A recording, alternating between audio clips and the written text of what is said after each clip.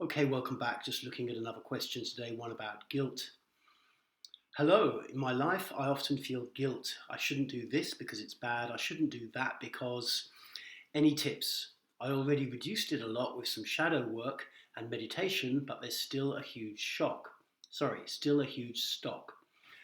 So, guilt, I think, the way I've I've always been a person who felt a lot of guilt and felt controlled by a lot of guilt, having a lot of desire to move and do something, but then feeling I would feel ashamed or people would make me feel guilty and then curbing my behavior.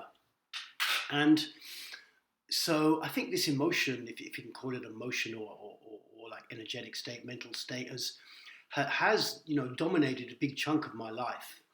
But how I've come to think about it nowadays, and it's been a big journey for me, but how I've come to think about it nowadays is actually by pulling back a little bit and not just seeing everything from the perspective of the personal self, the personal ego, but coming to understand, there's nothing wrong with seeing things obviously from a personal space, but to also understand that, like, in a sense, as human beings, we are stretched between two opposing poles. This is an idea from Kabbalah, and some other spiritual systems, but I'm actually taking it from like a field of cybernetics, where the fundamental idea is that there are two kinds of feedback loop. A self-sustaining feedback loop, which monitors the environment and pulls everything back, keeps it going, like a thermostat does. A thermostat's in a room. If the room gets above a certain temperature, it makes a little click and it tells the boiler to switch off, tells the radiator to switch off. The room goes back. If it gets too low, there's another little click and it comes back on. Self-sustaining feedback loop. And then there's a self-reinforcing feedback loop where the process, whatever amount of energy it makes or accrues, it just uses it to feed itself and go deeper. It almost consumes its own children, in a sense, to use a rather gory metaphor. But like addiction, for example, or perhaps capitalism, is another good example. You reinvest if you're running a business and you really want the business to be successful. All the profit you make, you just reinvest back in the business, and then you slowly become more successful, more powerful, and this kind of thing. So this is a self-reinforcing feedback loop.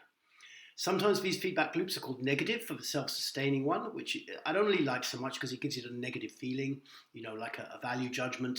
And sometimes the self-reinforcing one is called positive, but again, I don't really agree with that. But in many ways, I see with people in humanity, individuals and society, we are stretched between these two poles.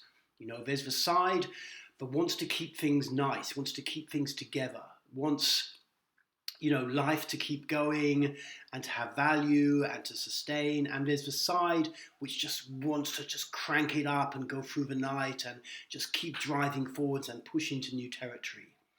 And it's like we can't really resolve these issues. That's why there's two poles and we're stranded, we're stretched between them. You can't really resolve these two sides. You can't, even though your mind wants to, even though my mind wants to, it cannot really find the perfect me that's somewhere in between. That's not going to work.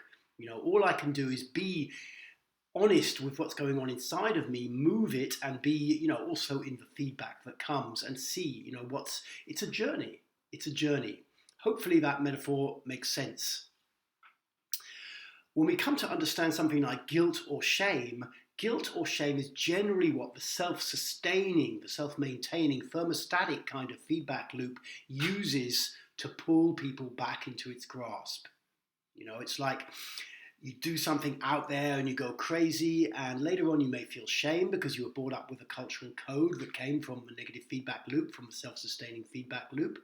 Or someone else says, wow, you're really bad, and they lay a trip on you, or a load of people grab hold of you and they say, that's really bad, you can't do that, and you feel really shit.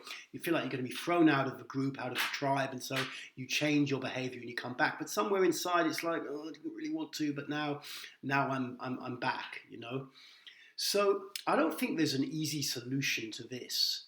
It's just a developmental program, and what I see over the years of going out into outrageous behaviors and doing crazy stuff and having to hear feedback and changing and collapsing back and coming back out and collapsing back was, I got a lot of development from that. You know, looking back, I got a lot of development from that. And more importantly, I kind of started to occupy a deeper space within myself where I no longer kind of got, you know, I'd have judgments, but I didn't have to solidify those judgments. I could stay relatively open most of the time. And that was a developmental journey that I went on just by, you know, following my own energy, seeing what happens, seeing the results of it, being aware of feedback, you know, and coming back. And at times, you know, really coming to a place where this is who I am. You know, this is who I am in this moment. And maybe other people have reactions to it, but this is who I am in this moment. And coming to a place of kind of, you know, peace with that. Peace with that. So I hope this video is useful. I think really what I want to say, you know, the core of it is to understand that there are these almost external forces and you cannot really resolve them. They're in the human psyche. And that you cannot really work it out with your mind. You just have to keep going into it and seeing the results of actions, and it's a journey. It's a journey, basically. Okay. Thanks for tuning in. I hope this was a useful video about guilt and related to that shame, and I will speak to you guys later.